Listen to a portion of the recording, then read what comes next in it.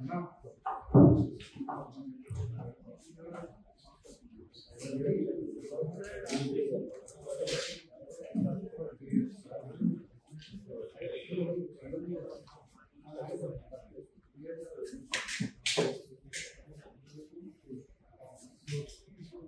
ORR దగ్గర Kandlakoya exit నుంచి మునీరాబాద్ పోయే రూట్లో ఓఆర్ఆర్ కింద కల్వర్ట్లో ఒక గుర్తు తెలియని మహిళ మృతదేహము ఉందని చెప్పిన కంప్లైంట్ తోటి ఇమీడియట్గా మేడ్చల్ సిఐ సత్యనారాయణ వాళ్ళ టీము, మేడ్చల్ ఏసీపీ అందరూ కూడా ఆ స్పాట్కి వెళ్ళి ఆ సీన్ విజిట్ చేయడం జరిగింది.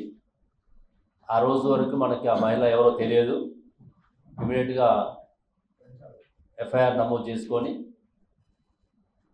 మనం సెక్షన్స్, పాత సెక్షన్లు అయితే 302, 201, బిఎన్ఎస్ యాక్ట్ ప్రకారం 103, 238 బిఎన్ఎస్ కింద ఎఫ్ఐఆర్ నమోదు చేసుకొని ఇన్వెస్టిగేషన్ స్టార్ట్ చేయడం జరిగింది. ఇమీడియట్గా డెడ్ బాడీని పోస్ట్ మార్టం చేపించడము టీమ్ ఆఫ్ డాక్టర్స్ తోటి.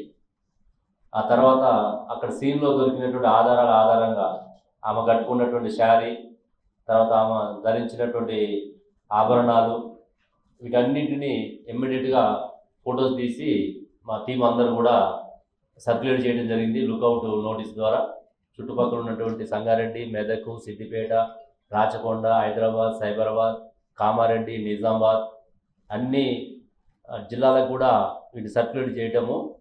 ఇమీడియట్గా నెక్స్ట్ డే అంటే నిన్న మనకి ఆ లేడీని వాళ్ళ యొక్క బంధువుల ద్వారా గుర్తించడం జరిగింది.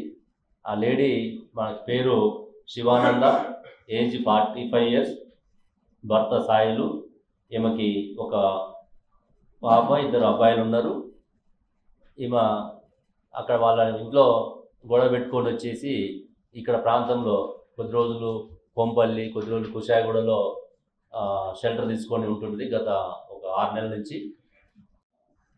మనకి నిన్న లేడీ ఐడెంటిఫై అయిన తర్వాత ఇమీడియట్గా వాళ్ళు ఇచ్చినటువంటి కుటుంబ సభ్యులు ఇచ్చినటువంటి కొన్ని ఆధారంగా నెంబర్ తీసుకొని ఆ ఫోన్ని ట్రాక్ చేయడం ద్వారా మనకి నేరస్తుడు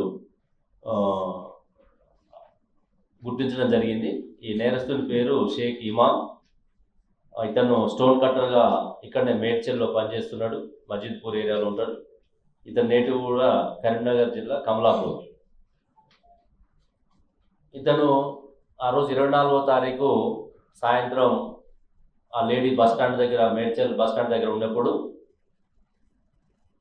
ఇతను కూడా ఆ ప్రాంతానికి వెళ్ళి అక్కడ వాళ్ళిద్దరు మాట కలిసి ఇద్దరు ఎంగేజ్ చేసుకోవడం జరుగుతుంది. ఎంగేజ్ చేసుకున్న తర్వాత ఇద్దరు కలిసి అక్కడ ఐసోలేటెడ్ ప్లేస్కి వెళ్ళటము. అక్కడ వాళ్ళు అప్పటికే ఒక 500 రూపీస్కి వీళ్ళు మాట్లాడుకోవటము. అక్కడ పోయిన తర్వాత వాళ్ళిద్దరి మధ్య ఆ డబ్బుల దగ్గర ముందు ఇవ్వమని, తర్వాత ఇస్తామని చెప్పేసి, తర్వాత లేడీ మళ్ళీ ఎక్కువ డిమాండ్ చేసిందని, ఇట్లా రకరకాల రీజన్స్ చెప్తున్నాడు. ఏం చెప్పినప్పుడు కూడా ఇష్యూ చాలా పెట్టి మ్యాటర్ అది యాక్చువల్గా. దానికి అతను ఆ సడన్ ప్రొవకేషన్లో ఆ లేడీని గొంతు పిసికి స్లో తప్పి పడిపోయిన తర్వాత ఆ దగ్గరలో ఉన్నటువంటి రాయి తీసుకొని బండరాయితోటి తల మీద బాధటము, బాధేసి మళ్ళీ అప్పటికే చనిపోతుంది. గుర్తుపడుతుందని చెప్పేసి ఆనవాళ్ళు లేకుండా చేయాలనే ఉద్దేశంతో ఆ బట్టల మీదనే, శారీ కట్టుకుంటుంది కాబట్టి ఆ బట్టల మీదనే పెట్రోల్ పోసి నిప్పండించడం జరుగుతుంది. నిప్పండించేసి ఇతను పారిపోవడం జరుగుతుంది. ఆ తర్వాత ఇమీడియట్గా మన Medchal ACP, Medchal additional DCP Purushottam గారు వారి యొక్క ఆధ్వర్యంలో ఇక ఎంటైర్ ఉన్న టీం అంతా, ఎస్ఓటీ కావచ్చు, సిసిఎస్ కావచ్చు, మన మేడ్చల్లో ఉన్నటువంటి ఇన్స్పెక్టర్స్, డిఐస్ మొత్తం ఒక 6-7 టీమ్స్ ఫామ్ చేసి ఆ రోజు నుంచి కూడా సీసీ కెమెరాలు చూడటము, ఐసోలేటెడ్ ప్లేసెస్, కళ్ళు కాంపౌండ్స్ ఇవన్నీ కూడా వెరిఫై చేసుకుంటూ మనం ఈ లుకౌట్ నోటీస్ ద్వారా లేడీని ఐడెంటిఫై చేసిన తర్వాత మనకి నేరస్తుని అదుపులో తీసుకోవడం జరిగింది.